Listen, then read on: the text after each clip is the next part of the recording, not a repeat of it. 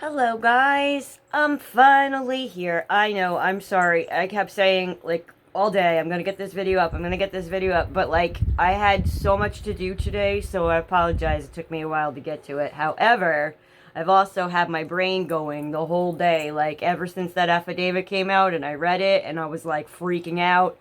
Wow, you guys, just wow. Okay, I don't really know where to start on this one. Like, this is different than the typical case on my channel because it's an ongoing thing. Like, this is current. This is just happening, like, right about now.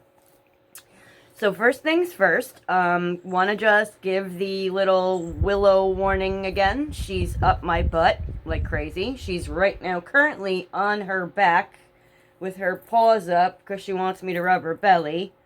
And she's doing a lot of, just being annoying. So, just letting you know ahead of time, you'll probably see the tail. Hopefully it won't be too much. I am still dealing with, I was really, really sick, like, for an entire month. And I still just, I'm having these hot and cold, like, flashes. And when I did my last video, I had a fan on me, and I could not get my nose to stop running, because when I have the fan on me, it's like it just never stops.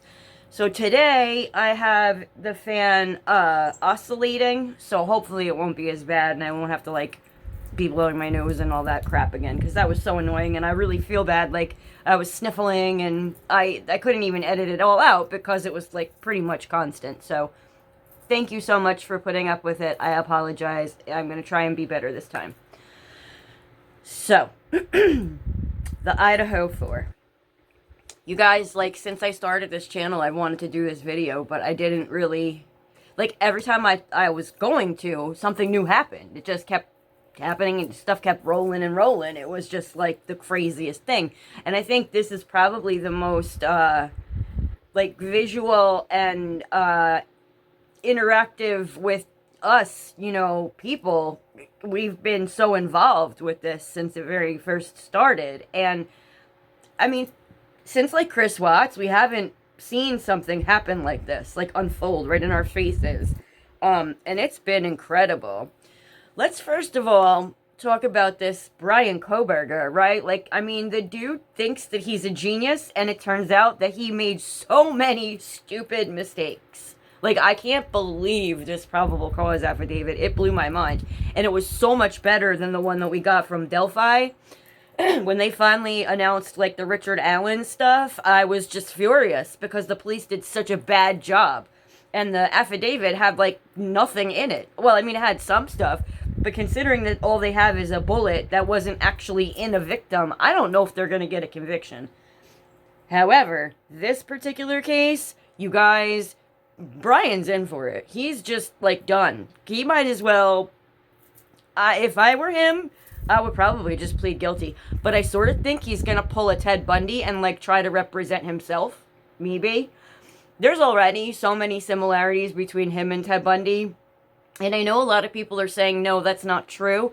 But it really is true. If you really think about it, like, there were a lot of parallels between what he did and what Ted did at the Chi Omega house in Florida State University. So, yeah. And also BTK. Like, the BTK guy, his daughter was just on with Brian Enton the other day on News Nation. She said that when she found out that there was, like, a connection between Brian Kohberger and her father, that she, like, literally felt sick. She said it almost made her throw up. And the connection is Brian studied under a professor who wrote BTK's autobiography. Like, I don't know if you guys know that. It blew my mind. Like, it's very Silence of the Lambs, Like, I feel like, oh, and she also said, BTK's daughter, that, like, they're probably going to be tossing her dad's cell to see if he was, like, writing or if Brian wrote to him. It's crazy. So let me start off with, like, how this all happened. I mean, I'm sure most of you guys know, like, but like I said earlier in a few of my other videos, I do have some viewers that are overseas that aren't seeing this constantly on the news like we are here. And I apologize. It's like almost 9 o'clock, and like I said, I had a really busy day, so I'm drinking coffee to keep myself, up. Uh,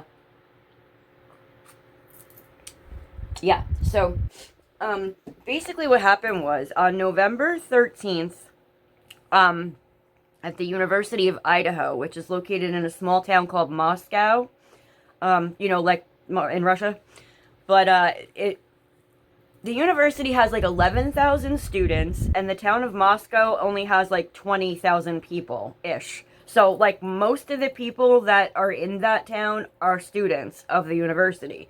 So it's a really, really big college town. Their sports mascot is called the Vandals. So, like, you'll see everywhere along, like, the road, like, Moscow, Vandal Strong, blah, blah, blah. Like, they're very proud of their sports teams for the university, which, I understand that. I'm in a real big football town myself. Like, I grew up in South River, New Jersey, so we have, like,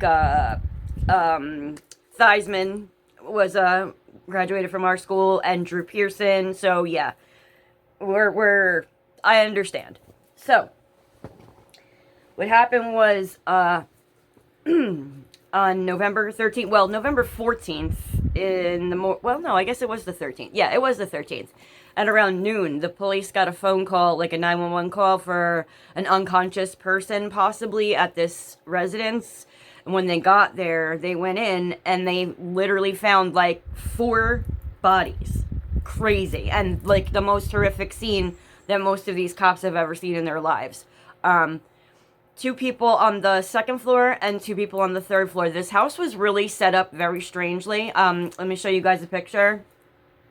Like, there's 3 floors. Like, originally it was just 1 floor. You can tell that the 2nd and 3rd are additions. And there are 6 people that live in the house. 6 female roommates. It's right off campus. So it's not like an on-campus housing. It's not a frat house. It's not a sorority house. It's its own place. And it has 6 people living there, all females.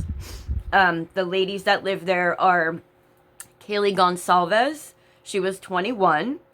Madison Mogan, who was also 21, and Kaylee's best friend for life. Like, literally, these 2 girls grew up together. You can see, if you look on Kaylee's Instagram, and I'll show you some photos. They grew up together. They literally, like, you can see here, there's pictures of them when they were, like, very young, okay?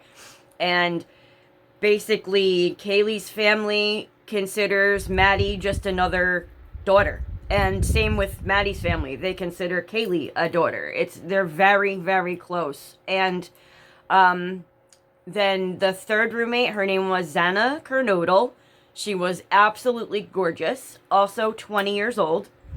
And then there were 2 other roommates, Bethany Funk and Dylan Mortensen. Now, Dylan and Bethany were the only 2 survivors. And Xana had her boyfriend staying there that evening. His name was Ethan Chapin, also 20 years old. Cute little kid. Also a triplet, by the way. Like, he has a brother and a sister. They were all, born together. And all going to the University of Idaho. None of them actually lived in the house, which is really sad. Like, Ethan was just spending the night with his girlfriend. And unfortunately was another victim. So, now originally when, like, all this happened, we were all believing that Bethany and Dylan were on the 1st floor. Like, when you look at the way the house is laid out, there's the front door, and then there's 2 bedrooms on that floor. And then there's a stairway that goes up into a living room, then into the kitchen. There is 1 bedroom that is right there off the kitchen, and there's another one that's sort of down around the corner where the bathroom is. So there's 2 bedrooms also on the 2nd floor. And then on the 3rd floor, 2 more bedrooms, one being the master, which is like really large with a balcony, and the other in the back was actually connected to the 2nd bathroom. So, Madison was in the smaller room connected to the bathroom, and Kaylee had the largest room. However, Kaylee had just moved out. She was back in Moscow for the weekend because she just bought a new vehicle, and she was really excited to show Maddie. She was actually moved out of the house, though, so it's, like, equally tragic, like how I said that Ethan didn't live there. Kaylee didn't either anymore. They were both just victims of circumstance, basically. So the way that it all happened, I'm gonna refer to the timeline of the evening here. Around 1:45 a.m., after spending several hours at a fraternity party at the Sigma Chi house, which is literally like right across a field from the house that it happened in. Like you can see the frat house from the front of the house.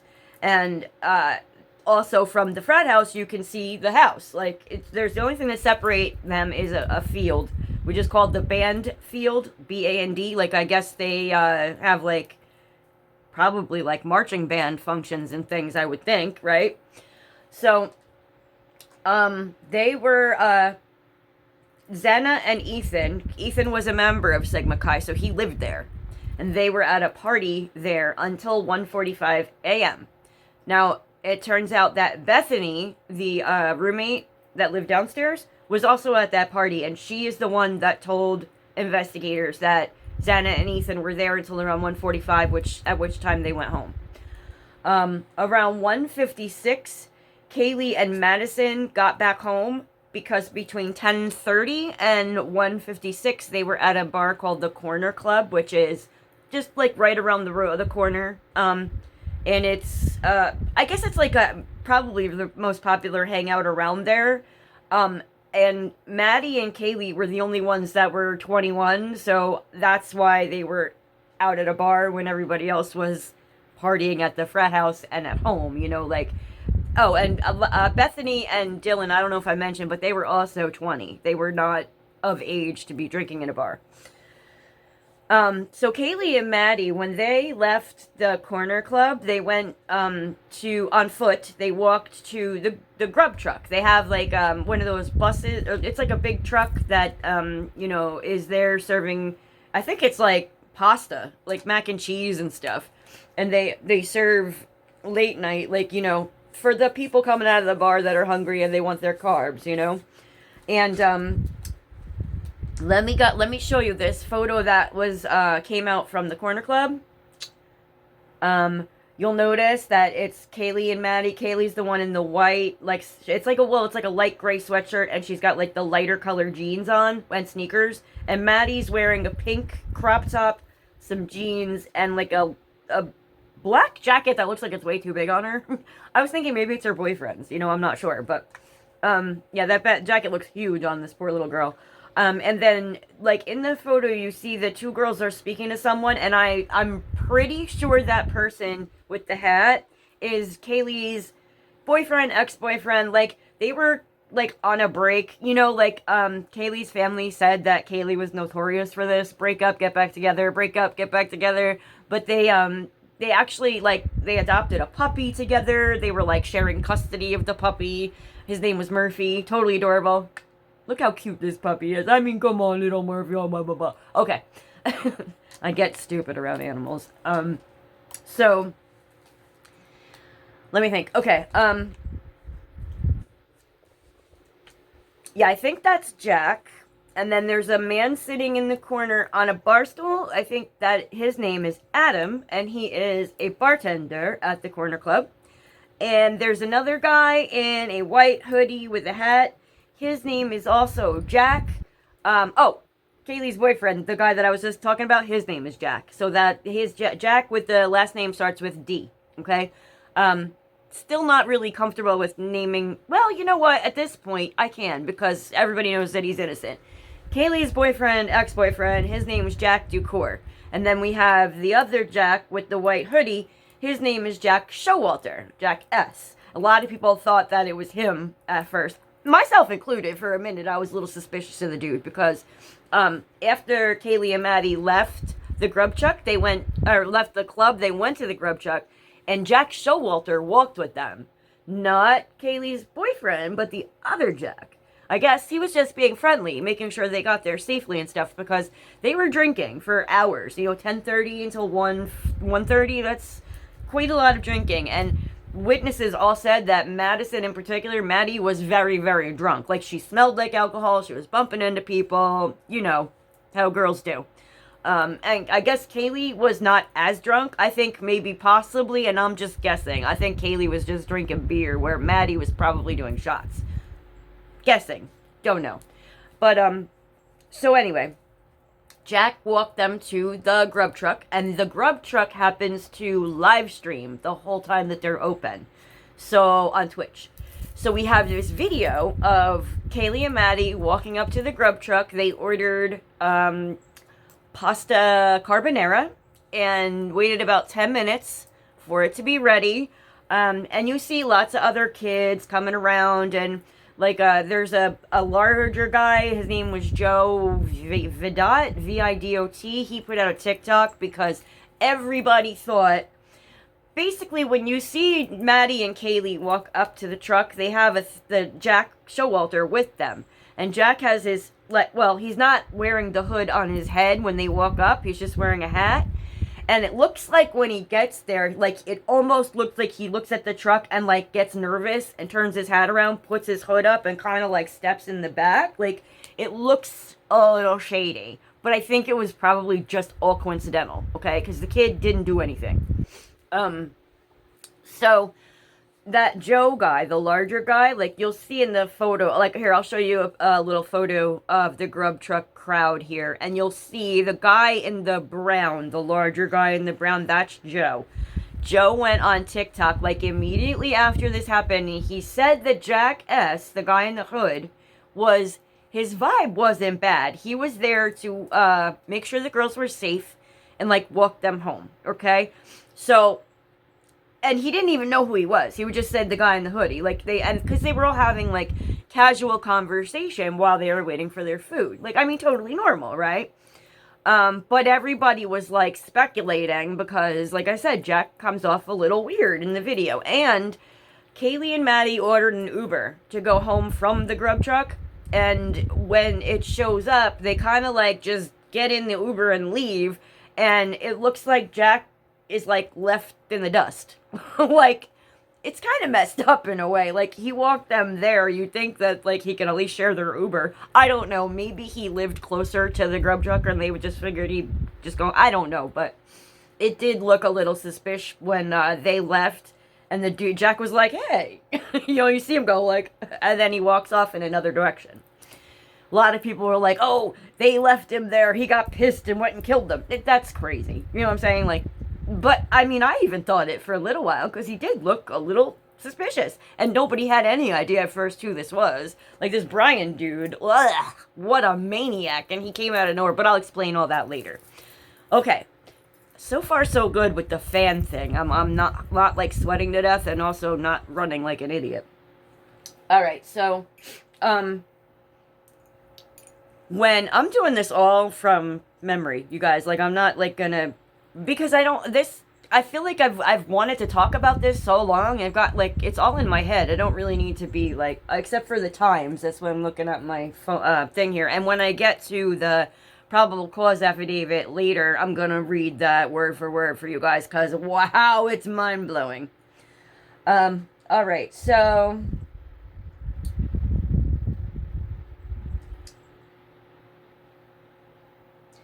yeah, so Maddie and Kaylee got back to the house around 1:56. You see the Uber, the Uber driver pulls up and drops them off, and apparently there's somebody in the area has a camera that caught that all.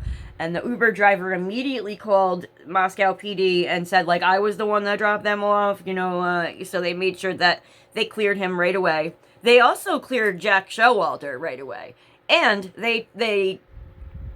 when Kaylee and Maddie got home, I'm assuming Maddie probably passed out because, like, everybody was saying she was a lot drunker than Kaylee.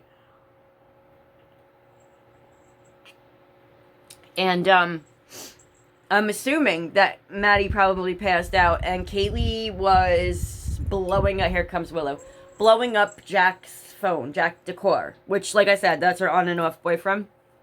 Now, in my personal opinion, I think it was a booty call. Like, they were on and off. She was only there for the weekend. She had been drinking. Her friend was, like, wasted and probably passed out. They share the dog together, and Kaylee did have Murphy with her. He was, in her room with her. And she blew up his phone. Like, she kept calling and calling and calling and calling, and he wasn't answering. So she texted him at one point, and she was like, please answer me. We share a dog. It was like, sweet, you know?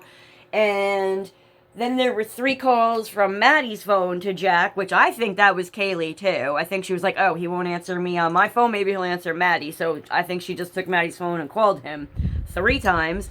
And then she called him one more time from her phone. I think it was one more time. I'm not 100% sure, but something like that. There were a total of, I think, 10 calls to Jack. And they all went unanswered because Jack was sleeping.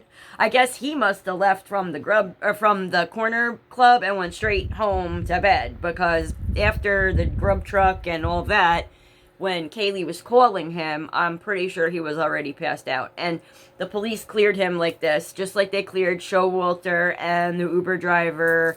Like they said, none of those people did it. And of course, sleuths like myself and others on the internet, we were all speculating, we were all thinking, oh, are they lying? Like, what are they not telling us? Because Showalter had a family trip planned beforehand. Like, I guess his parents they do missionary work or something, is what I heard. And they go to Africa. Like, and I believe that Jack went with them. So everybody was like, oh, he killed them and fled the country. You know, like...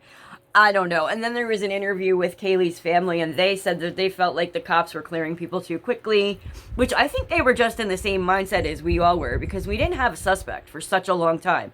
Or they didn't tell us we had a suspect. It turns out they knew. The cops were so amazing in this, and I don't normally give law enforcement as much credit like the Delphi cops. As much as I love that man, that Doug Carter guy, I think he's a sweet, sweet guy. And he just seems so invested. Like, he just, I don't know, he gives me a really nice vibe. But my God, those cops have screwed up.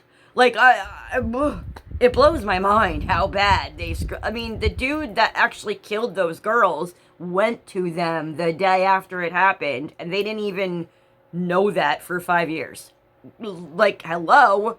But anyway, forget about Delphi. I'm sorry, that case bothers me a lot. And it makes me think, like, that's the worst case scenario with law enforcement, in my opinion. In this case, Moscow PD, freaking amazing. Like, amazing. They immediately asked for help from the Idaho State Police as well as the FBI, because they knew it was only like a 35-man department. They knew it was a big deal, you know. Plus, they hadn't had a murder in 7 years, and this is a quadruple murder, and like a horrific crime scene. Like, they were over their heads. They knew it. They asked for help, and they did an amazing job.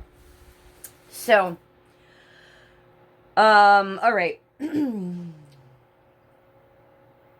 At 2:53 a.m., surveillance footage shows a white sedan, consistent, you know, with the white Hyundai Elantra, traveling towards the highway between Pullman and Moscow. Alright, now this has come out since, okay? But, like, in the original timeline, we didn't know that. Yeah, this actually is giving a lot of stuff from the affidavit. So let me go back to I'm just going to talk about when it all happened, you know, from memory. I'm not going to probably have the times exact, but after all the calls to Jack, we all thought that, like, Kaylee and Maddie went to sleep in Maddie's room together, because Kaylee's, like I said, she had moved out, and I don't think she had, like, sheets and stuff on the bed. I think that's what her father said. Like, everything was gone. Like, the bed was still in there, but, like, she didn't sleep in there because, you know, like, her stuff was gone, so she slept with Maddie that night. That's what I thought. I'm still not 100% sure how that all happened, because it came out that Murphy, the dog, was in Kaylee's room with the door closed, and Maddie and Kaylee, both deceased, were found in Maddie's room in her bed. So, you know, I'm not 100% sure how that went down. So anyway, we were told on the day after that, the cops got there, they found 2 people on the 2nd floor, 2 people on the 3rd floor, and, like, they said that Maddie and Kaylee were on the 3rd floor, and Xana and Ethan were on the 2nd floor, but they didn't give us any, like, details, really. And when you look at the way the house is set up, like I mentioned, the 1st floor door, and then, like, there's a staircase up.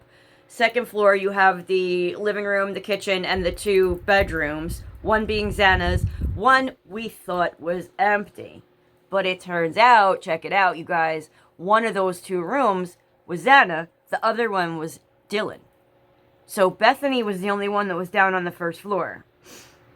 Crazy. And it gets crazier, okay? Because let me just tell you guys right now, that girl Dylan is so freaking lucky to be alive. Like, I can't, she must be, I can't imagine, the poor girl has probably got horrible survivor's guilt. Like, I can only imagine, because the way that it turned out, like, alright, I'm getting ahead of myself again.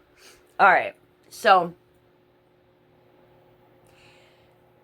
the cops basically, they shut down the house. Everybody had to go. They blocked off, they put like police tape all around the front and the back. Now the back of the house, right next to them, there's a hill, right, that goes up behind the house. There's a huge parking lot, because right across the street there's another apartment building, and it's really like a big one, like a big long brick building where it's all like pretty much, well, it's not all students, because there's other people that live in there that like there's one guy that's a chef that was a witness, and you know, blah blah, but a lot of them in there are students. And there's a, like I said, there's a big parking lot behind the house, which if you're like standing in that parking lot in the wintertime, which this is, you know, no leaves on the trees, you can look through this little bit of woods basically right into Kaylee's bedroom and Maddie's bedroom and the kitchen.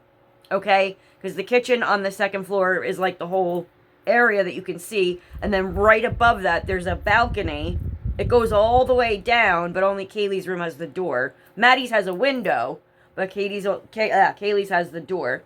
And you can see into both rooms if the lights are on from the parking lot there. So we all pretty much are convinced that's where the killer came from. Either that, or he was on this street called Walenta. Like, the house was at 1122 King Road.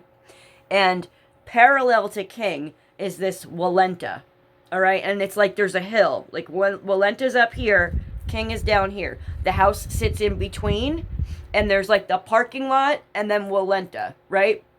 So, either the killer drove up and parked on Walenta and walked through the woods, or he parked in that parking lot and went through the woods. But either way, there's a sliding glass door that goes into the kitchen, which is right underneath the sliding glass door that goes into Kaylee's room.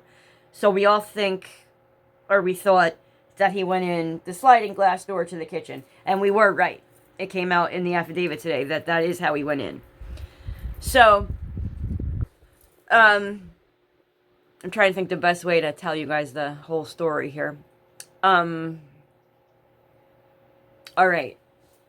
So, the cops kept in saying they had no suspects. There was nothing. They weren't telling us anything. So, speculation on the internet was, woohoo, crazy. Like, and this is why I didn't make a video sooner. Because it just was, it was all over the place, you guys. Like, there was people on Reddit that were posting stuff, like, where it seemed like the killer was talking, and people were like, oh, you know too much, are you the killer? And then the accounts would disappear, and then there was, like, something that came up on 4chan that was so disturbing, and I'm still wondering if maybe it was the killer that wrote this, like, pretending to be a frat guy. I'm not sure, because the shit that this thing said in 4chan was, like, so disturbing.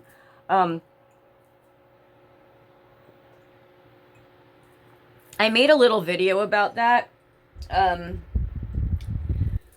actually, I made that video the day before we found out who really did it. Because I was like, the speculation was really getting to me, and I'm like, let me just get this out there. The 4chan thing, somebody said that there was 2 frat boys that were both, like, psychopaths, and they left their phones on autoplay on YouTube at the frat house, and they left as soon as they saw the lights go off in Kaylee and Maddie's rooms, because, like I said, you can see the house directly from the frat house.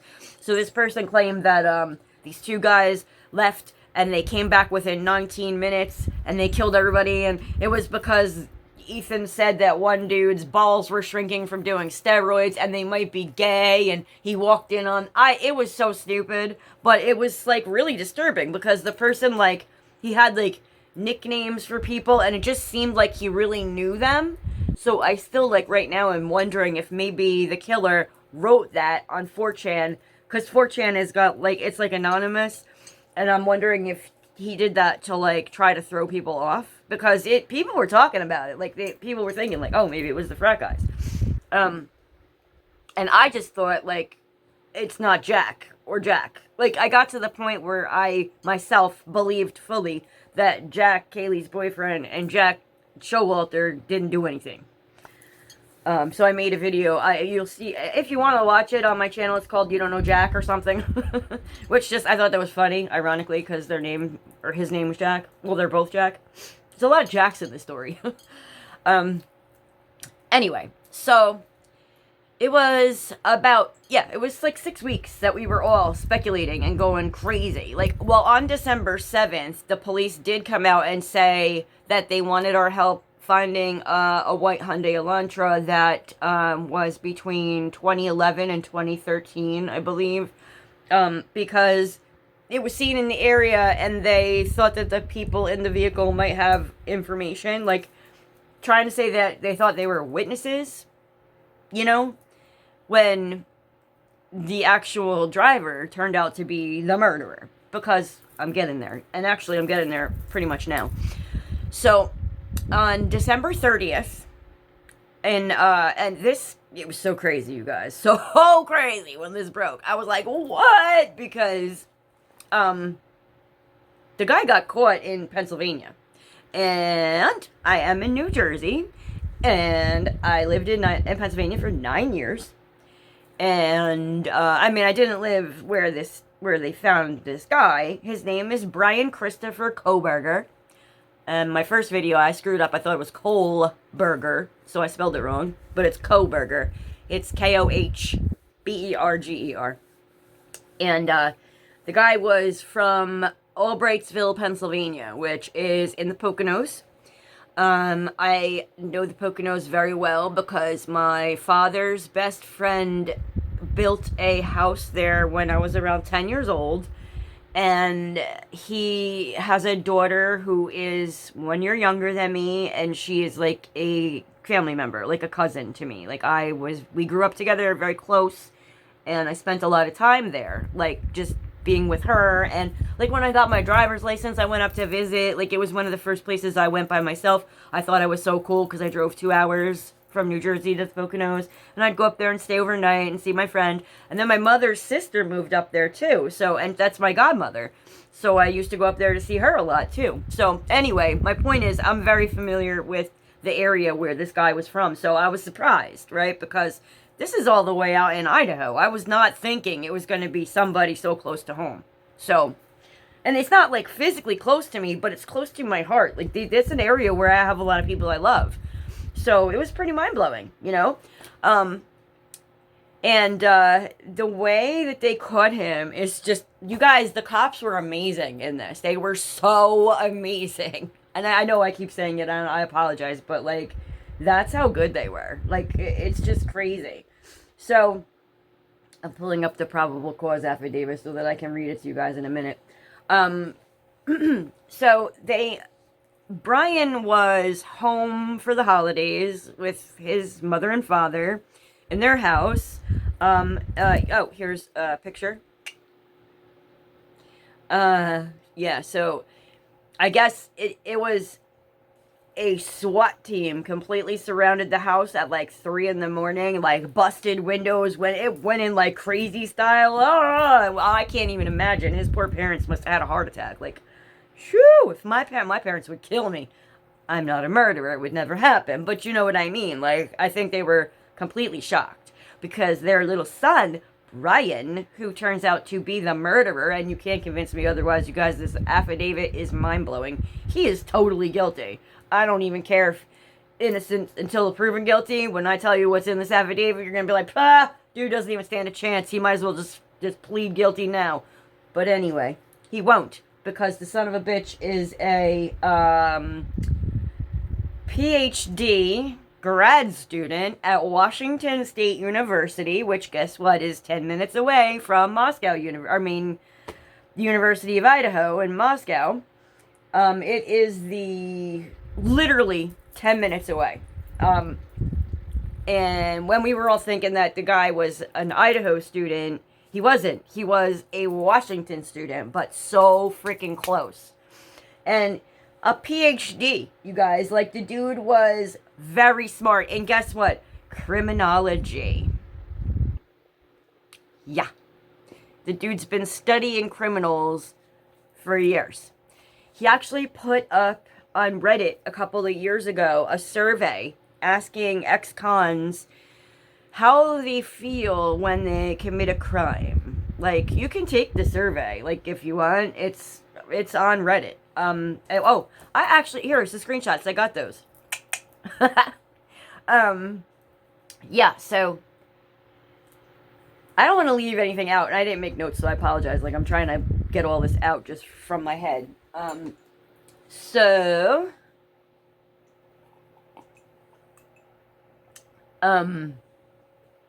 Yeah, so they put him in jail there in Monroe County in Pennsylvania.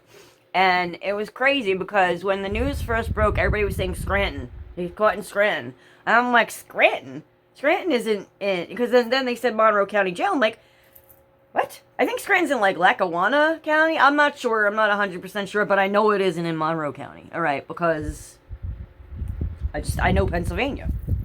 I mean, I lived in Berks County, but this was, like I said, where my aunt lived, and my dad's best friend, and his daughter, and everybody. So, that was December 30th, and then the name popped up, and his picture's coming up, and everybody's like, oh my god, and like, so then Idaho has this law where they can't release the probable cause affidavit until the person is back in the state. So they had to extradite him first. I had to get him from Pennsylvania back to Idaho so that he himself could see it as well as all of us. So let me tell you how on the edge of my seat I've been until today when it finally got released. Because they, first he had to go to, I mean, like, they caught him on the 30th, and then it was New Year's, and then they had to take him to court in Pennsylvania for an extradition hearing. He could have fought that, but thank God he didn't. And this cocky son of a bitch, he like swore, this dude thinks he's smarter than everybody else. He thought he was gonna get away with it. You know what I mean? He was like, nah, yeah, whatever. I think he wanted to get home. He wanted to get to Idaho as much as we wanted him to, because he wanted to see what was in the affidavit, because he didn't think they had anything on him. He thought he was, so smart that he, outsmarted everybody. Well, let me just tell you. Wow. So, it turns out that the FBI followed Brian for 4 days in Pennsylvania. They followed him to the grocery store. The man was walking around wearing plastic gloves, like thinking that if he doesn't touch anything, they'll never catch me, right?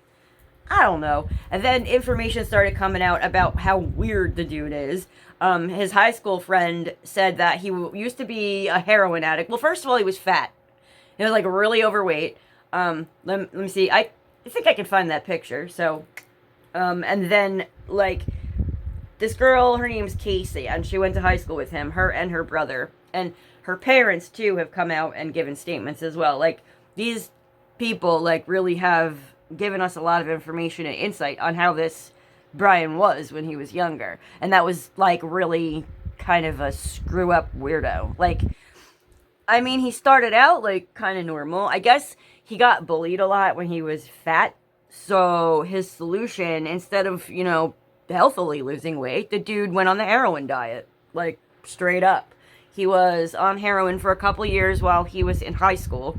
I don't know how you handle that. Like, can you imagine being in high school and being like, how people do? That's insane. But some people do the heroin diet, and apparently it worked for Brian, because at one point the dude looked sickly skinny, like gaunt. And I could probably find that picture as well.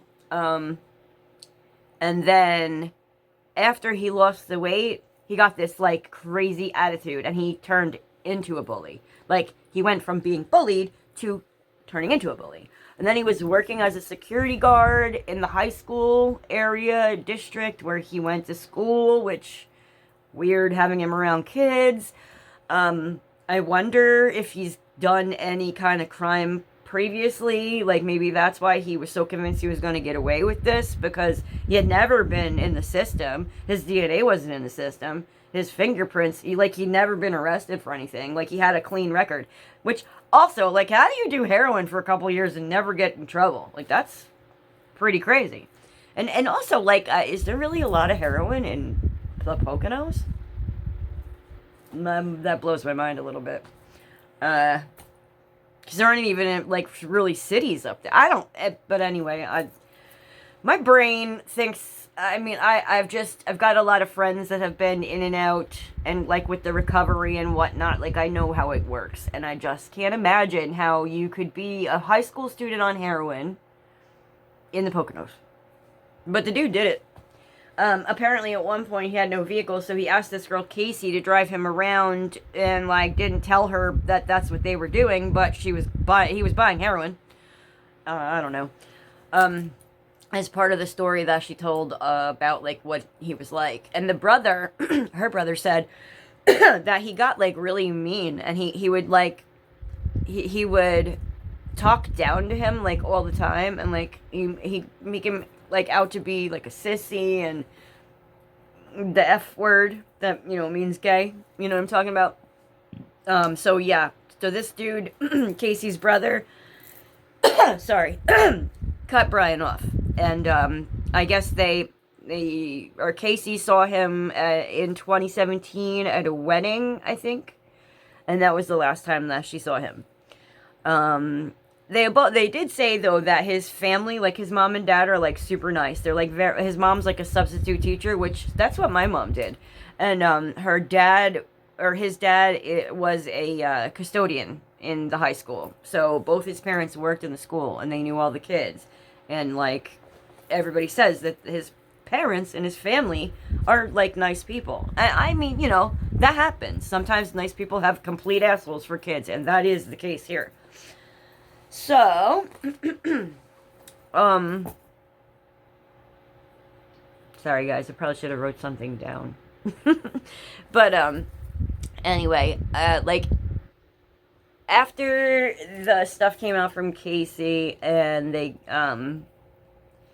got, Brian showed up in the Pennsylvania courtroom, which weren't allowed to have cameras in there, but the reporters were right outside the courtroom, and like there was sketches done of like what Brian was looking like. He was all shackled and stuff in the court. When he got out of the car, like the reporters were all yelling at him like, "Brian, why'd you do it?" And he just looked at them with like this death stare. The dude has the creepiest stare, okay? And he like went in there and waived the extradition. Like, he just wants to get back to Idaho. So he had a public defender in Pennsylvania, but like he wasn't going to be defending him like in the long haul. So he didn't even see the probable cause. I'm sure now the dude thinks a lot differently of Brian, because he kind of like said that he's really smart, and you know, he's sure he's going to get away with it and all this stuff, you know, like, or not get away with it. He's innocent. Yeah, right. Anyway, so here comes the tale. Shush. Yeah, I know, I see you. Here, wanna say hi? Come here. Come here, say hi. Say hi, everybody. Here I am, stealing the scene again. I'm so cute. Look at me. Look at me and my mustache. Okay, you go there. Alright. So,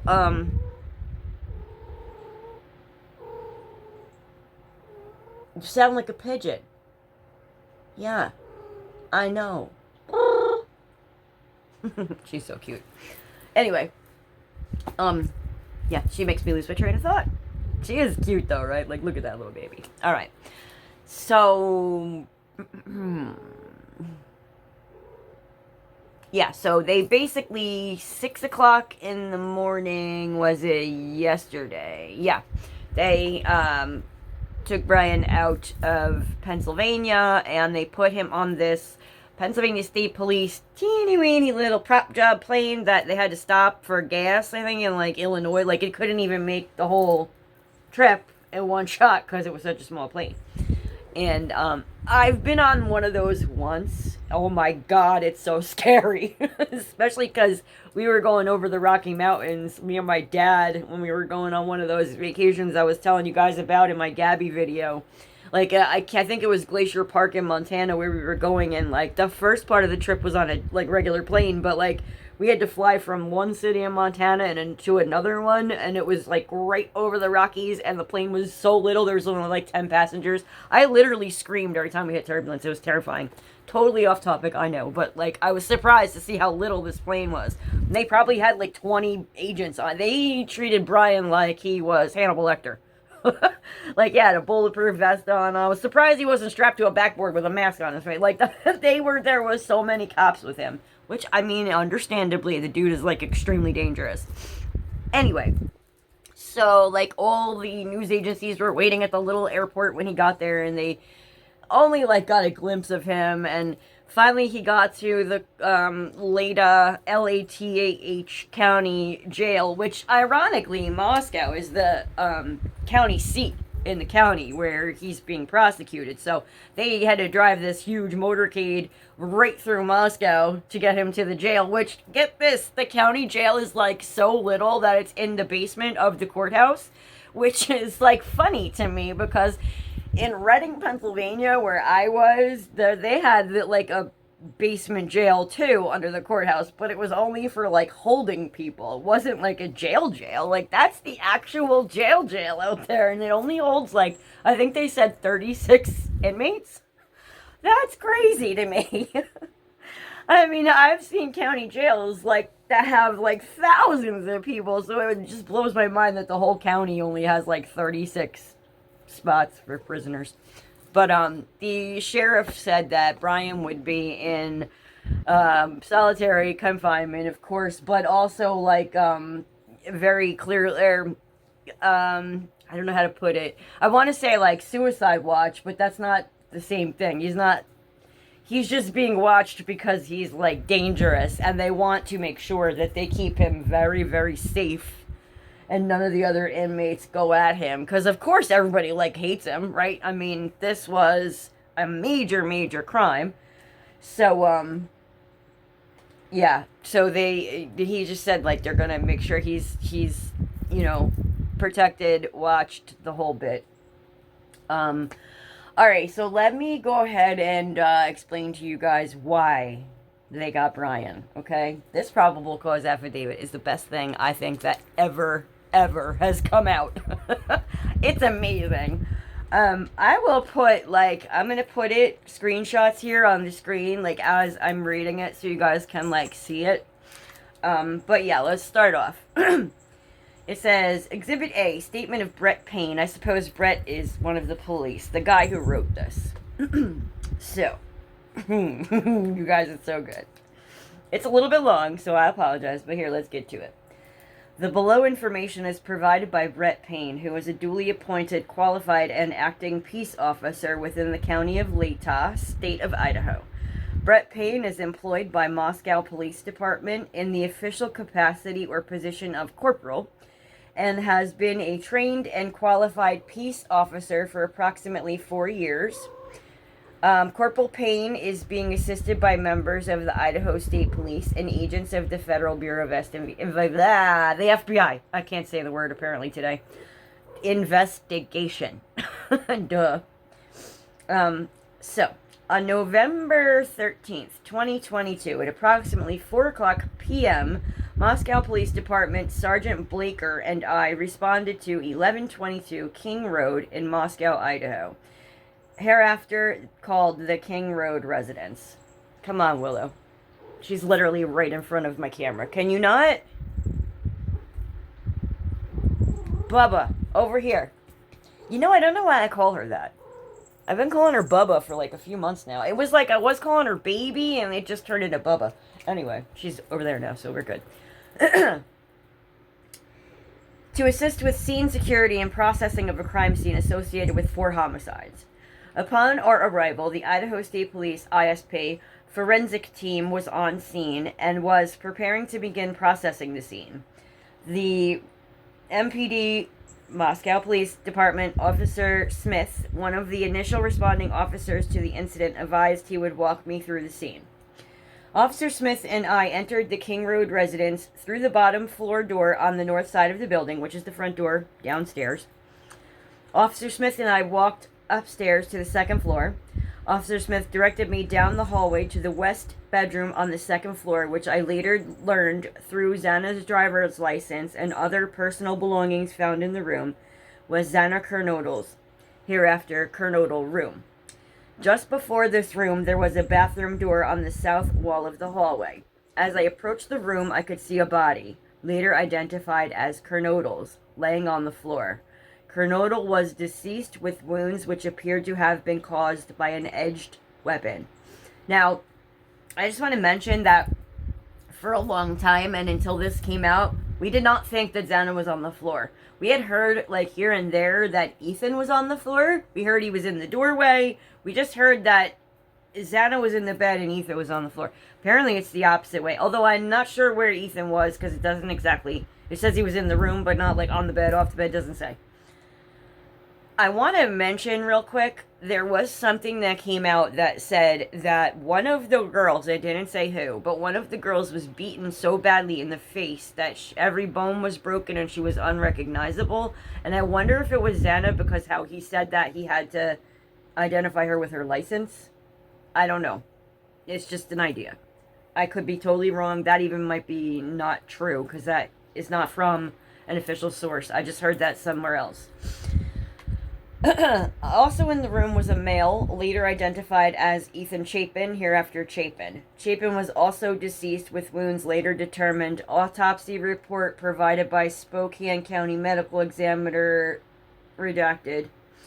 Date December 15th, to be caused by sharp force injuries.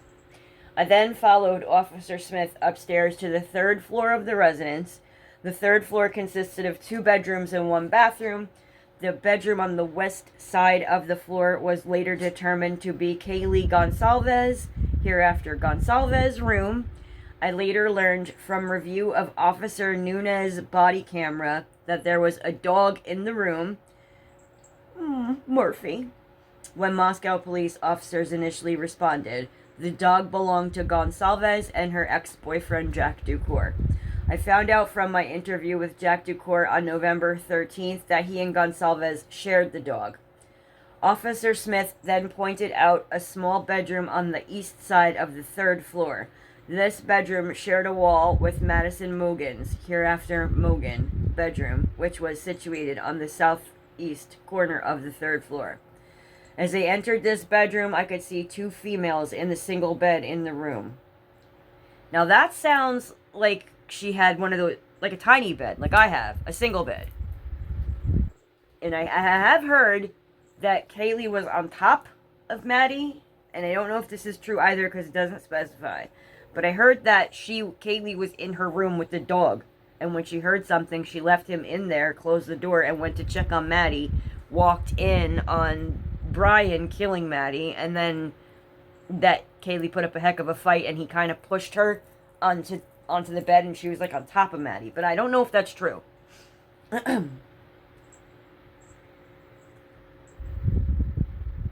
As I entered this bedroom, I could see 2 females in the single bed in the room. Both Gonsalves and Mogan were deceased with visible stab wounds. I also later noticed that what appeared, this is good, to be a tan leather knife sheath laying on the bed next to Mogan's right side when viewed from the door.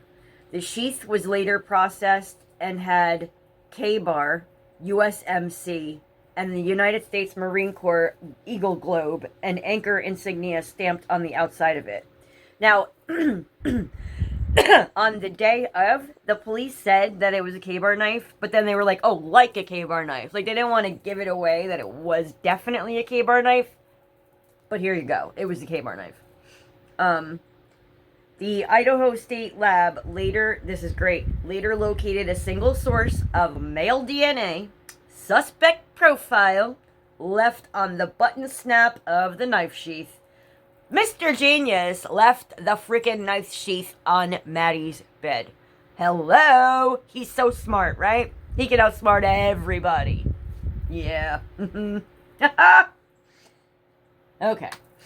As part of the investigation, numerous interviews were conducted by Moscow Police Department officers, Idaho State Police detectives, and FBI agents. Two of the interviews included BF and DM. Both BF and DM. Now, this is Bethany and Dylan.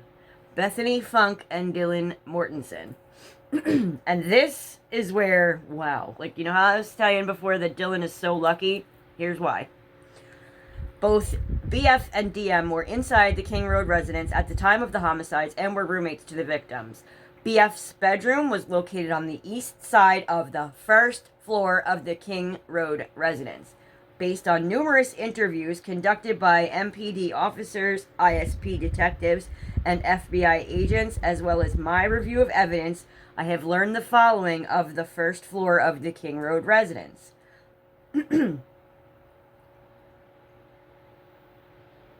On the evening of November 12th, 2022, Chapin and Kernodle are seen by Bethany at the Sigma Chi house on the University of Idaho campus at 735 Nez Perce Drive from approximately 9 p.m. on November 12th to 1:45 a.m. on November 13th. Bethany also estimated that at approximately 1:45 a.m., Chapin and Kernodle returned to the King Road residence. Bethany also stated that Chapin did not live in the King Road residence, but was a guest of Kernodle. Willow, you're shaking my camera. Yeah, can you stop? Yo, hey, come here. Yeah, sit down. Sit, or go do something, whatever.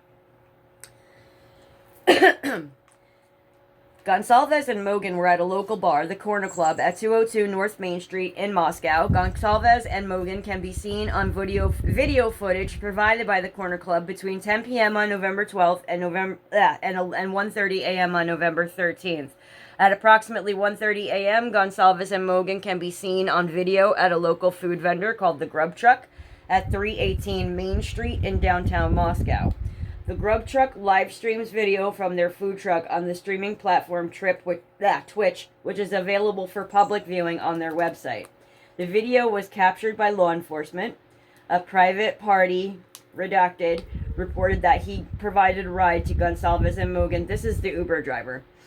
At approximately 1:56 a.m. from downtown Moscow in front of the Grub Truck to the King Road residence. Now, the Uber driver has spoken to Brian Enton from News Nation, and he didn't want to go on camera, didn't want to give his name, but he said that Maddie and Kaylee weren't talking about anything but their mac and cheese. Like, those were some, like, drunk girls that wanted their carbs, and I completely understand. And the ride is only, like, 5 minutes. So everybody was like, oh, what were they talking about? Were they talking about Jack? Were they talking about Adam? Because also there's a video of them walking from the Corner Club to the Grub Truck, and it's the two girls and Jack. And Kaylee says to Maddie, hey, Maddie, what did you say to Adam? And Maddie says, oh, I told Adam everything. So everybody's like, oh, what did they tell Adam? Did Adam kill them? You know, like, of course, because people do that. But I had showed you guys earlier, Adam's in the corner of that picture on the stool at the Corner Club. He's the bartender, you know, and of course you tell the bartender everything. You know how many times I've done that? Like, sit there and tell the bartender everything because you're drinking. And you're like, oh, you're drinking your sorrows away. Bartender's always your friend, right? Anyway, everybody's reading a lot into that I thought was kind of silly. All right. So, yeah.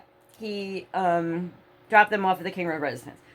Dylan and Bethany both made statements during interviews that included the occupants of the King Road residence were home by 2 o'clock and asleep or at least in their rooms by about 4.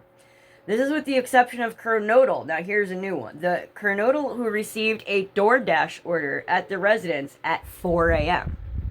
You guys, for a long time, we were under the impression that they were all dead by 4 o'clock. Because we originally were all thinking between 3 and 4. I don't know why we thought that. Did the cops actually say that? I can't remember. But yeah, they weren't killed until after 4 because they got a DoorDash. Xana and Ethan got a DoorDash at 4 o'clock. They might have even been awake when this all happened. So they were killed in their sleep, I really don't think that happened. Law enforcement identified the DoorDash delivery driver who reported this information, and obviously he's been cleared because we didn't even know that the DoorDash happened until today. Dylan stated she originally went to sleep in her bedroom on the southeast side of the second floor, you guys. For the longest time, we thought Dylan and Bethany were downstairs on the first floor, and that's why they were, spared. We thought the guy, didn't even know there was people down there. But you guys, she was so close to Xana and Ethan. It's so, so scary, and she's so lucky to be alive. Oh, my God. Wow, you guys, just wow. So,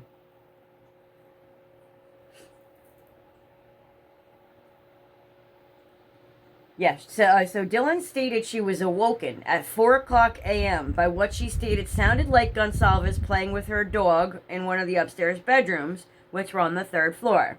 A short time later, Dylan said she heard who she thought was Gonsalves say something to the effect of, "There's someone here." Creepy, right? She could have meant the DoorDash driver. A review of records obtained from a forensic download of Kernodle's phone showed this could also been Kernodle, as her cellular phone indicated that she was likely awake and using TikTok at approximately 4:12 a.m. Dylan stated she looked out of her bedroom but did not see anything when she heard the comment about someone being in the house. Dylan stated she opened her door a second time when she heard what she thought was crying coming from Kernodle's room. Dylan then said she heard a male voice say something to the effect of, "It's okay, I'm going to help you." Approximately 4:17 a.m., a security camera located at 1122 King Road, a residence immediately to the northwest of 1122 King Road, picked up distorted audio of what sounded like voices or a whimper, followed by a loud thud. A dog can also be heard barking numerous times, starting at 4:17 a.m. The security camera is less than 50 feet from the west wall of Kernodle's bedroom. How scary is that? I think it was on the house that was right next door, because when you look at the house from the outside, you can see where Xana's room is. And also, I forgot to mention, on the outside of Xana's room, there's the aluminum siding, and then there's the foundation, and there's literally blood dripping down the foundation on the outside of the house, to give you an idea of how much blood Xana and Ethan had to have lost, because that is mind-blowing, that they bled so much that the blood came through the walls and down the foundation of the house. Terrifying stuff. Crazy. That's not mentioned in here, but I'll show you guys a picture. Horrifying, right?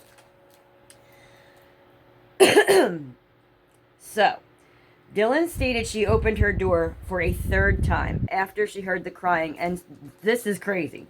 She saw a figure clad in black clothing and a mask that covered the person's mouth and nose walking towards her. Dylan described the figure as 5'10" or taller, not very muscular, but athletically built with bushy eyebrows. The male walked past Dylan as she stood in a frozen shock phase. The male walked towards the back sliding glass door. Dylan then locked herself in her room after seeing the male. Dylan did not state that she recognized the male, and this leads investigators to believe that the murderer then left the scene. You guys, how terrifying is that? The dude walked right past her. I mean, was he just tired at that point? Did he not? She saw him, and he just let her go. I'm shocked. I'm so relieved for that poor girl. But, my first question, and everybody's question, was why didn't she call 911 right then? I can't answer that for you guys. I don't know. I have no idea. It's kind of messed up. But, maybe it was shock. I mean, maybe she was so scared, she curled up in a ball and ended up falling asleep. I don't know, crazy. The combination of Dylan's statements to law enforcement, reviews of forensic downloads of records from Bethany and Dylan's phones, and video of a suspect video as described below leads investigators to believe the homicides occurred between 4 and 4:25 a.m. Now, Xana was on TikTok at 4:17, so they were awake. That's so scary, you guys. And Kaylee's father came out a little while back and had said that there was a hell of a fight on the second floor. So I think he came in and he got them first, and then he went upstairs and got Madison, and then Kaylee walked in and he then got Kaylee, and then he went back downstairs, walked past Dylan and out the door, left it wide open too, the sliding glass door. During the processing of the crime scene, investigators found a latent shoe print. Ha! Ha! Brian thinks he's so smart, but he left a freaking shoe print. This was located during the second processing of the crime scene by ISP forensic team by first using a presumptive blood test, then amino black, a protein stain that detects the presence of cellular material. The detected shoe print showed a diamond-shaped pattern similar to the pattern of a Vans-type shoe sole, just outside the door of Dylan's bedroom located on the second floor. This is consistent with Dylan's statement regarding the suspect's path of travel.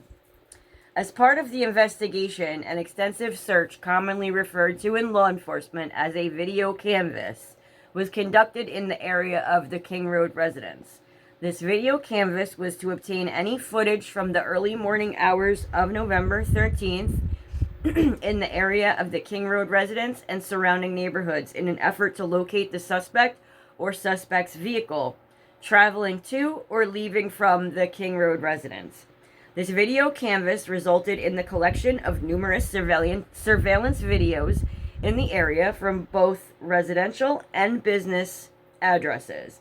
I have reviewed numerous videos that were collected and have had conversations with the other Moscow Police Department officers, ISP detectives, and FBI agents that are similarly reviewing footage that was obtained. Just real quick, I also had mentioned before how I was, like, mad that they hadn't done that. Like, I was saying how that TV show See No Evil on the Investigation Discovery Channel, like, how they solve crimes all the time by just following the cameras, and you can, like, watch these crimes happen. Great show. Y'all should really check it out sometime. But yeah, I was saying in another video a couple days ago, I was like, hey, why don't they just do that? Why are we looking for this car? Like, don't they already know? And they did already know. They were just getting their ducks in a row. A review of camera footage indicated that a white sedan, hereafter suspect vehicle 1, was observed traveling westbound in the 700 block of Indian Hills Drive in Moscow at approximately 3:26 a.m. So on the way there. And westbound on Steiner Avenue at Idaho State Highway 95 in Moscow at approximately 3:28 a.m. On this video, it appeared suspect vehicle 1 was not displaying a front license plate. People were like, oh, he took the plate off, but he left the knife sheath? What an idiot. No, he didn't take the plate off because it was registered to Pennsylvania, and in Pennsylvania, you don't need a front plate. Just putting that out there. Oh, actually, I think it says that later in the affidavit. But I knew that automatically because, you know, like I said, no Pennsylvania. A review of footage from multiple videos obtained from the King Road neighborhood showed multiple sightings of suspect vehicle 1, starting at 3:29 a.m. and ending at 4:20 a.m. These sightings show suspect vehicle 1 makes an initial 3 passes by the 1122 King Road residence and then leaves via Walenta Drive. Based off my experience as a patrol officer, this is a residential neighborhood with a very limited number of vehicles that travel in the area during the early morning hours. Upon review of the video, there are very few cars that enter and exit the area during this time. Suspect vehicle 1 can be seen entering the area a 4th time, approximately 4:04 a.m. It can be seen driving eastbound on King Road, stopping and turning around in front of 500 Queen Road number 52, and then driving back westbound on King Road. When suspect vehicle 1 is in front of the King Road residence, it appeared to unsuccessfully attempt to park or turn around in the road. The vehicle then continued to the intersection of Queen Road and King Road, where it can be seen completing a 3-point turn and then driving eastbound again down Queen Road. What are you doing, Willow? Hi. Oh, it was so cute. She's like, she does this thing where she rubs her own face. I don't know why, but it's like the cutest thing. Hi, honey. I know, you're so cute. Gonna behave? I hope. Suspect Vehicle 1 is then seen departing the area of the King Road residence at approximately 4:20 a.m. at a high rate of speed. So, right after he did it, homie bounced and was driving like a maniac. Suspect Vehicle 1 is next observed traveling southbound on Willenta Drive. Based on my knowledge of the area and review of camera footage in the neighborhood that does not show Suspect Vehicle 1 during that time frame, I believe that Suspect Vehicle 1 likely exited the neighborhood at Palouse River Drive and Conestoga Drive. Palouse River Drive is at the southern edge of Moscow and proceeds into Whitman County, Washington. Eventually, the road leads to Pullman, Washington. Pullman, Washington is approximately 10 miles from Moscow. Both Pullman and Moscow are small college towns. Palouse River Drive is at this... Oh. Wow, that's repeated. Sorry about that.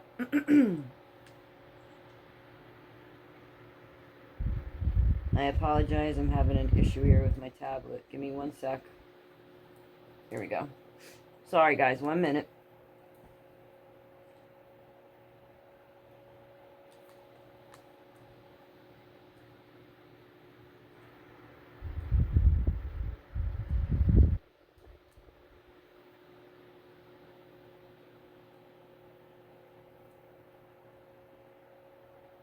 "10 miles from Moscow. Both Pullman and Moscow are small college towns, and people commonly travel back and forth between them." Law enforcement officers provided video footage of Suspect Vehicle 1 to forensic examiners with the FBI that regularly utilize surveillance footage to identify the year, make, and model of an unknown vehicle that is observed by one or more cameras during the commission of a criminal offense. The forensic examiner has approximately 35 years of law enforcement experience with 12 years at the FBI. His specific training includes identifying unique characteristics of vehicles, and he uses a database that gives visual clues of vehicles across states to identify the differences between vehicles. After reviewing the numerous observations of Suspect Vehicle 1, the forensic examiner initially believed that Suspect Vehicle 1 was a 2011 to 2013 Hyundai Elantra. Upon further review, he indicated it could also be a 2011 to a 2016 Hyundai Elantra. As a result, investigators have been reviewing information on persons in possession of a vehicle that is a 2001 to 2016 white Hyundai Elantra. Investigators were given access to video footage. Why does it keep doing that? Sorry, guys. Video footage on the Washington State University, WSU, campus located in Pullman, Washington. A review of that video indicated that approximately 2:44 a.m. on November 13th, a white sedan, which was consistent with the description of the white Elantra known as Suspect Vehicle 1, was observed on WSU surveillance cameras traveling north on Southeast Nevada Street at Northeast Stadium Way. At approximately 2:53 a.m., a white sedan, consistent with the description of the white Elantra, known as Suspect Vehicle 1, was observed traveling southeast towards southeast on Nevada Street in Pullman, Washington, towards SR 270. SR 270 connects Pullman, Washington to Moscow, Idaho. The camera footage from Pullman, Washington was provided to the FBI forensic examiner. The forensic examiner identified the vehicle observed in Pullman, Washington as being a 2014 to 2016 Hyundai Elantra.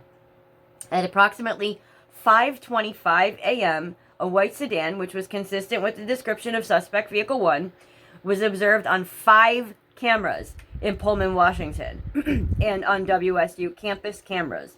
The first camera that recorded the white sedan was located at 1300 Johnson Road in Pullman. The white sedan was observed traveling northbound on Johnson Road. Johnson Road leads directly back to West Palouse River Drive in Moscow, which intersects with Conestoga Drive.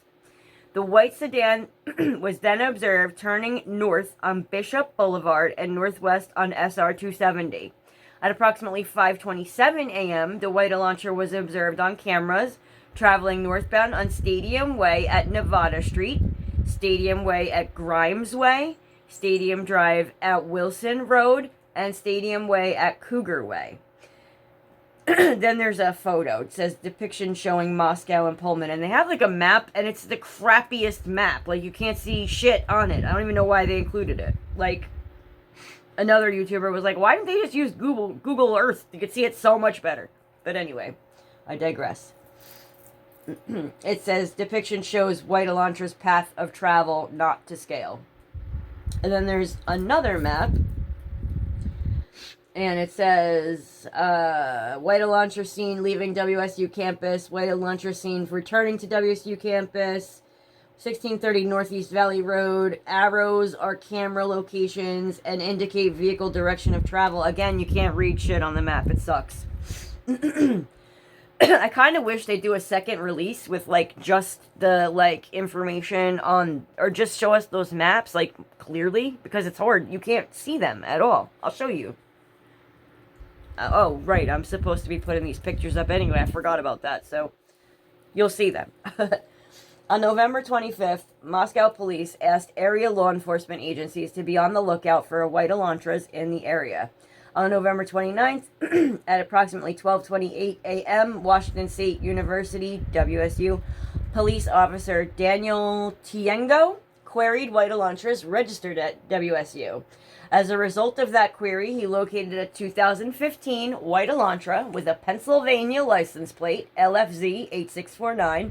This vehicle was registered to Brian Kohberger, hereafter Kohberger, residing at 1630 Northeast Valley Road, apartment 201 in Pullman, Washington.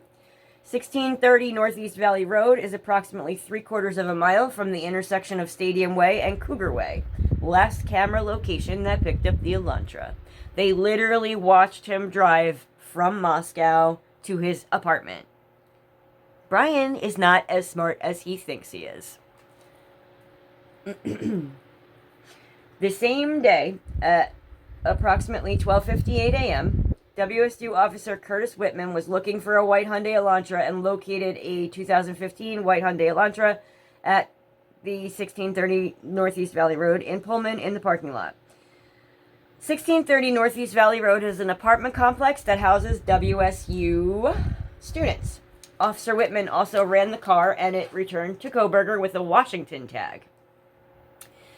I reviewed Kohberger's Washington State driver's license information and photograph. This license indicates that Kohberger is a white male, height of 6 feet, weighs 185.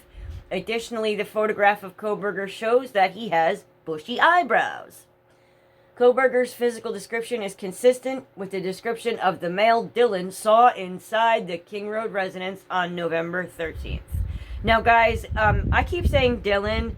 In the affidavit, it's DM. Like, they don't say her name, but her name has been mentioned so many places now that, like, I don't see why they're doing that. I don't feel the need to hide it, because it's all over the place. Like, all you gotta do is look at one of the girl's, like, Instagrams, because she's in there with her, Bethany too, first and last name, so, you know, and they're not suspected of anything, so I don't really feel that bad mentioning them. Alright. Further investigation, including a review of Latah County Sheriff's Deputy Corporal Duke's body cam and reports, showed that on August 21st, 2022, this is, you know, before a couple months, Brian Kohberger was detained as part of a traffic stop in Moscow, Idaho, by Corporal Duke. At the time, Kohberger, who was a sole occupant, was driving a white 2015 Hyundai Elantra with Pennsylvania plates, which was set to expire on November 30th.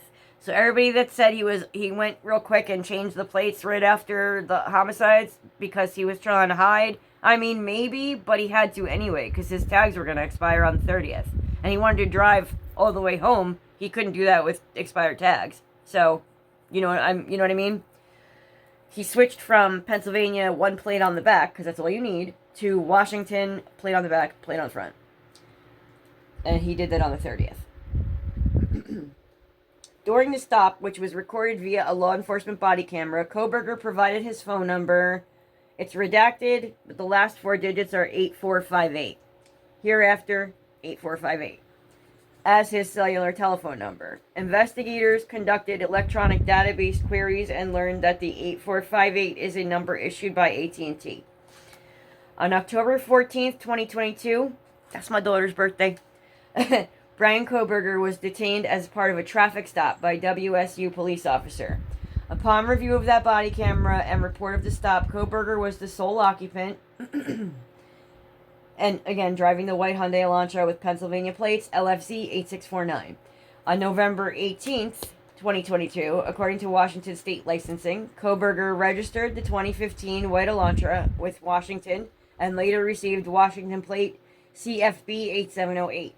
Prior to this time, the 2015 white Elantra was registered in Pennsylvania, which does not require a front license plate to be displayed. This was learned through communications with a Pennsylvania officer who is currently certified in the state of Pennsylvania. Based on my own experience and communication with Washington law enforcement, I know that Idaho and Washington require front and back license plates to be displayed. Investigators believe that Kohberger is still driving the 2015 white Elantra because his vehicle was captured on December 13th, 2022 by a license plate reader in Loma, Colorado, information provided by a query to a database.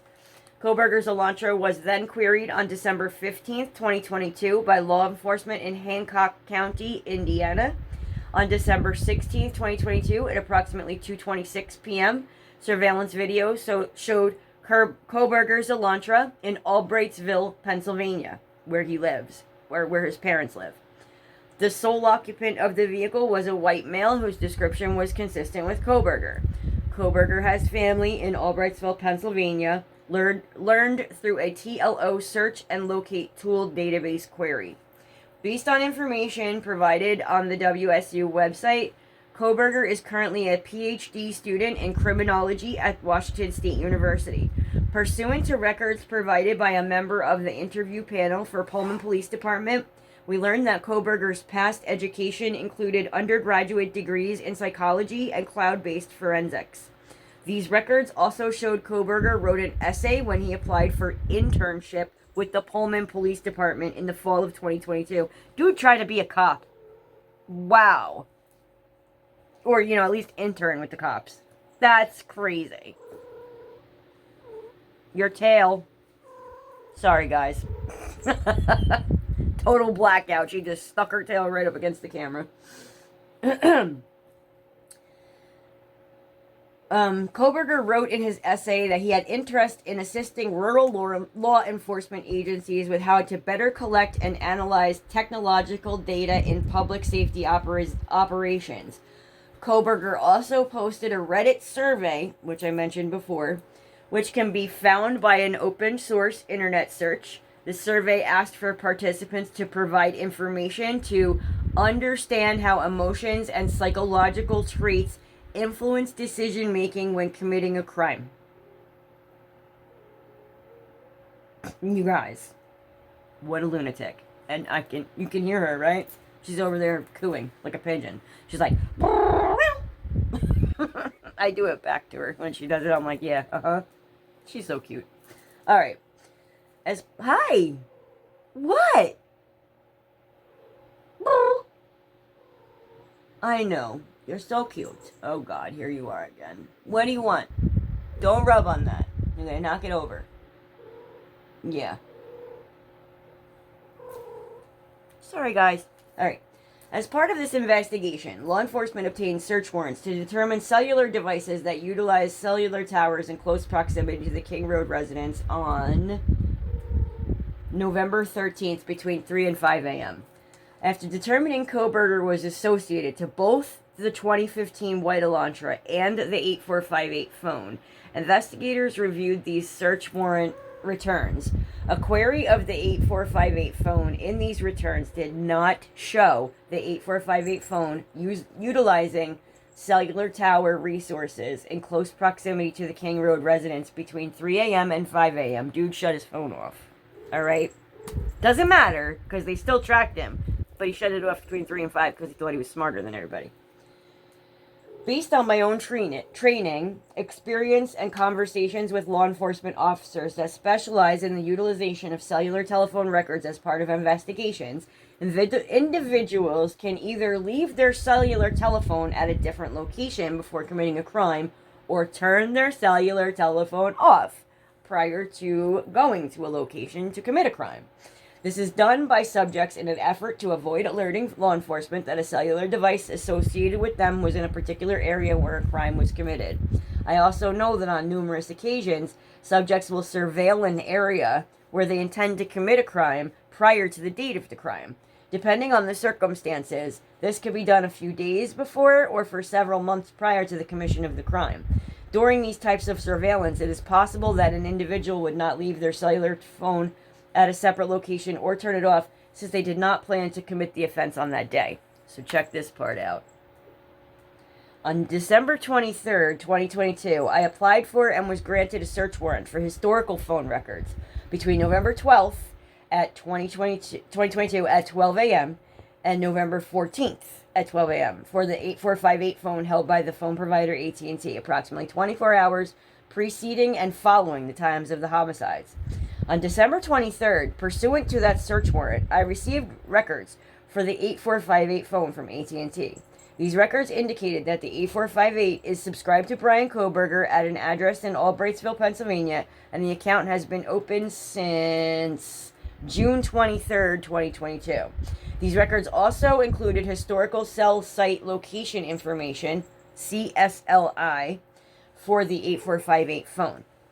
After receiving this information, I consulted with an FBI agent that is certified as a member of the Cellular Analysis Survey Team, CAST.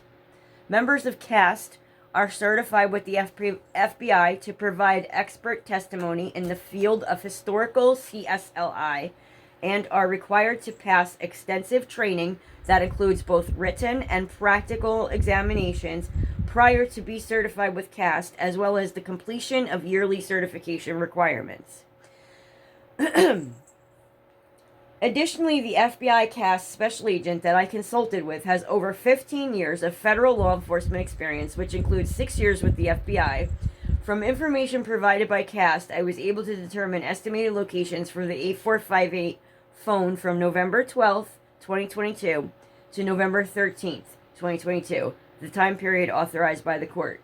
On November 13th at approximately 2:42 a.m., the 8458 phone was utilizing cellular resources that provide coverage to 1630 Northeast Valley Road, apartment G201, Pullman, Washington, hereafter the Kohberger residence. So his house. At approximately 2:47, the 8458 phone utilized cellular resources that provide coverage southeast of the Kohberger residence, consistent with the 8458 phone leaving the Kohberger residence and traveling south through Pullman, Washington. This is consistent with the movement of the white Elantra. At approximately 2:47 a.m., the 8458 phone stops reporting to the network, which is consistent with either the phone being in an area without coverage or connection to the network is disabled, such as putting the phone in airplane mode, or the phone is turned off. So dude left his house with the phone on, heading towards Moscow, and then he shut the phone off because he thought he was smart. All right. Sorry, I'm getting super thirsty from talking so much. Which, guys, I'm on page 13 of 18, so it's not much longer now, okay? I know that we're getting long here. I'm almost an hour and a half into this video, so I will try to get it done pretty fast here. Alright. The 8458 phone does not report to the network again until approximately 4:48 a.m., at which time it utilized cellular resources that provide coverage to Idaho State 95 south of Moscow, Idaho, near Blaine, Idaho, north of Genesee. Between 4:50 a.m. and 5:26 a.m., the phone utilizes cellular resources that are consistent with the 8458 phone traveling south on Idaho State Highway 95 to Genesee, Idaho, then traveling west toward Uniontown, Idaho, then north back into Pullman, Washington. At approximately 5:30 a.m., the 8458 phone is utilizing resources that provide coverage to Pullman, Washington, and consistent with phone traveling back to the Kohberger residence. So he went like way out of his way trying to make it look like that's not where he was coming from, I think. You know what I mean? Like, because all those towns that we never heard of before, it seems like he was just driving. Probably all amped up. You know how they get. Well, how they say they get. After, like, a homicide or something, they're, like, really amped up on adrenaline. The 8458 phone's movements are consistent with the movements of the white Elantra that is observed traveling south on Stadium Drive at approximately 5:27 a.m. Based on a review of 8458 phone's estimated locations and travel, the 8458 phone's travel is consistent with that of the white Elantra.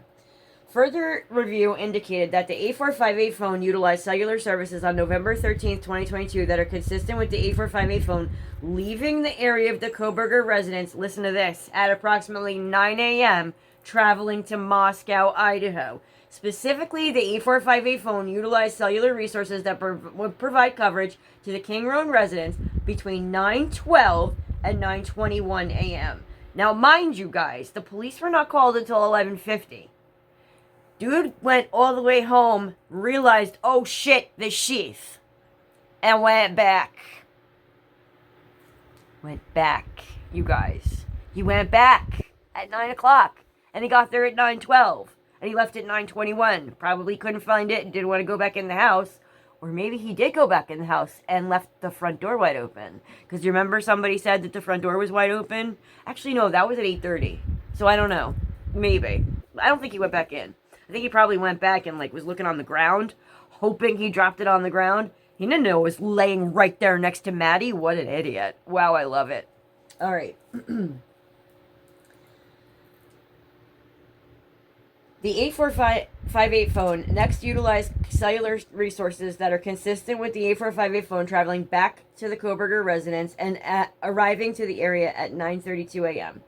Below is a depiction of the possible route taken based off the cellular site locations, and there's another really crappy map.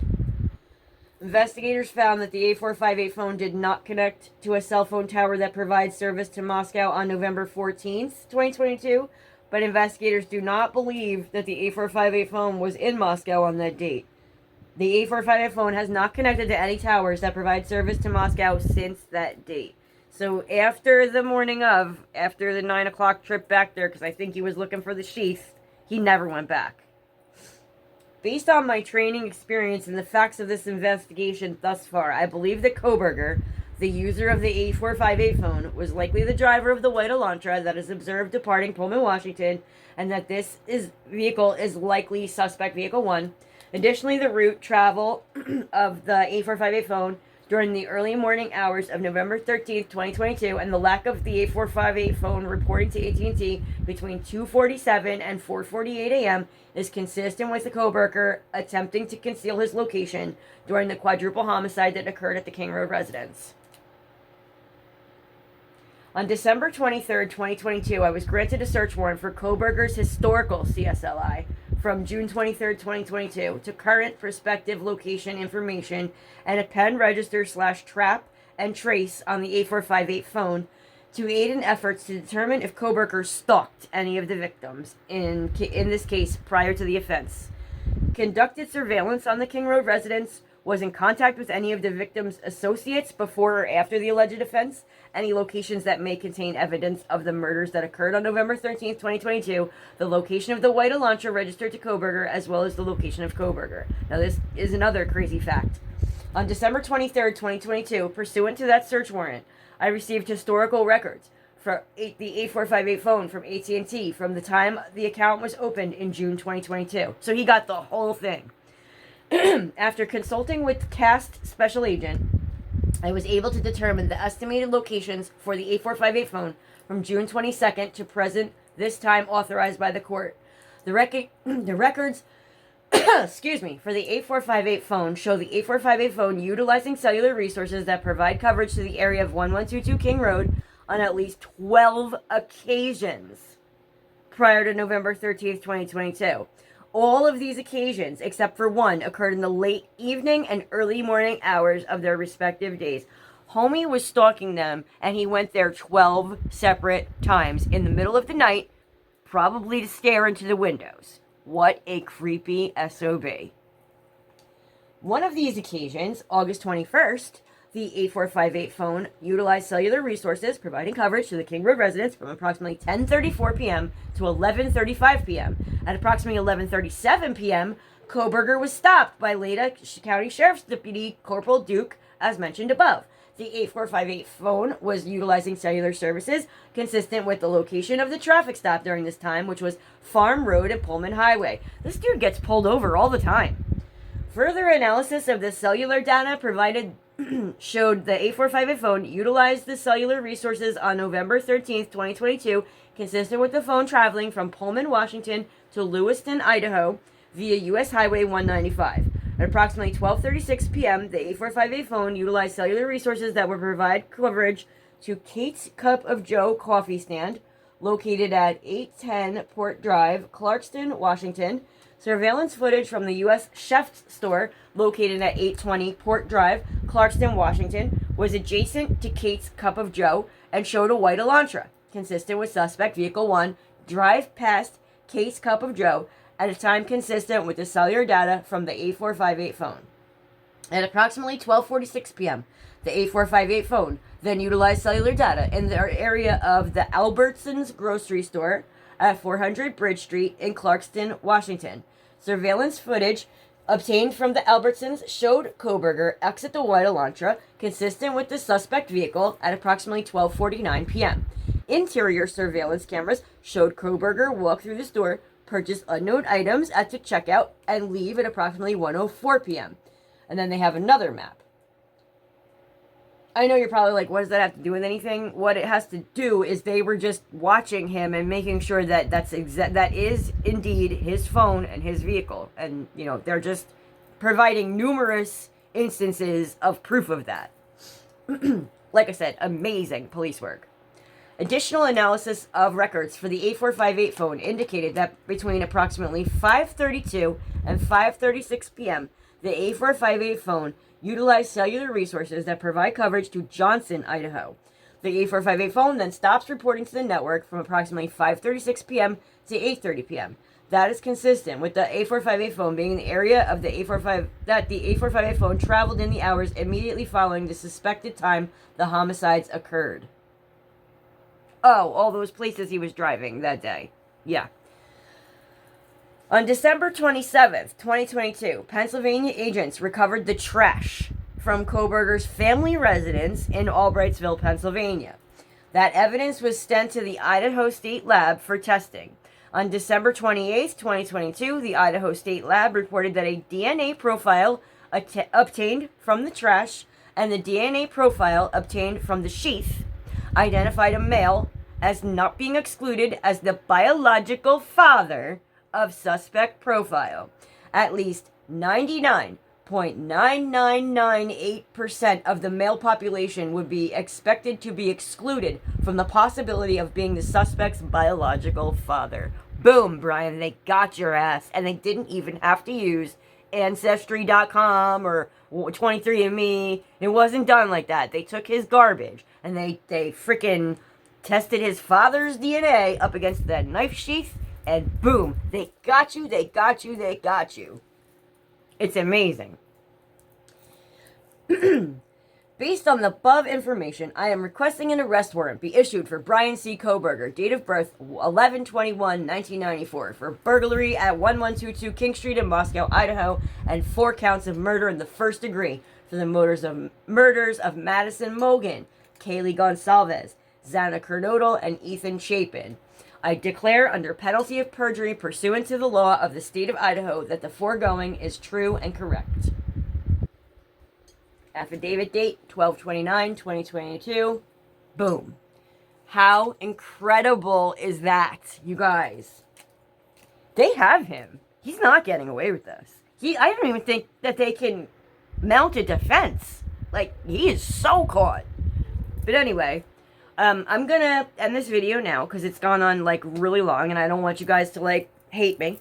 I'm gonna probably do a follow-up video maybe tomorrow, but I have another case coming up. It's a really, really old one, but it's one that has been, it's been like in my head all my life. Like when I was 12 years old, I got into my father's true crime books, and that's how this all started for me. And I read The Stranger Beside Me about Ted Bundy, and then I read Small Sacrifices. Small Sacrifices is by the same author so the Ted Bundy book, the lady's name is Anne Rule. She actually knew Bundy. She worked the suicide hotline with him, which is crazy. Like, the dude was a murderer, but he was trying to help people not kill themselves. Craziness. Anyway, she also wrote Small Sacrifices, which is about the next case that I want to do. Like, because, if you're not, like, my age, you probably have no idea about this, because it happened in 1983, but it is a crazy case, and I think possibly the worst female criminal I have ever come across in my life. Like, to this day, I think this woman is colder than Eileen Wuornos, Darlie Routier, I don't know, Sharon Smith, I'm trying to think of women that, Andrea Yates, you know, women that commit horrible murders. This chick, her name was Diane Downs, and wow, you guys, just wow. She's gonna be my next case. But, like I said, I might do a follow-up to this, because I know I'm gonna end this video and have, like, a million more things that I want to say. I mean, I might be able to pop some of them in during my editing process, which is gonna take me forever, because this video is so long. Anyway, thank you guys so much for being back with me. One more time, I'm going to stick my PayPal and my Cash App in here. You guys, I need subscribers. Please, please, please, if you're watching, subscribe. Please, I'm begging you. I really need it. I only have like 21 subscribers. I've got like 1,200 views, but only 21 subs. Please, you guys, subscribe. Thank you so much. I will see you soon. Let's go. We are going to fry this man. He is going to get the death penalty. I hope. Thank you again. Have an awesome day. I'll see ya. Bye, guys.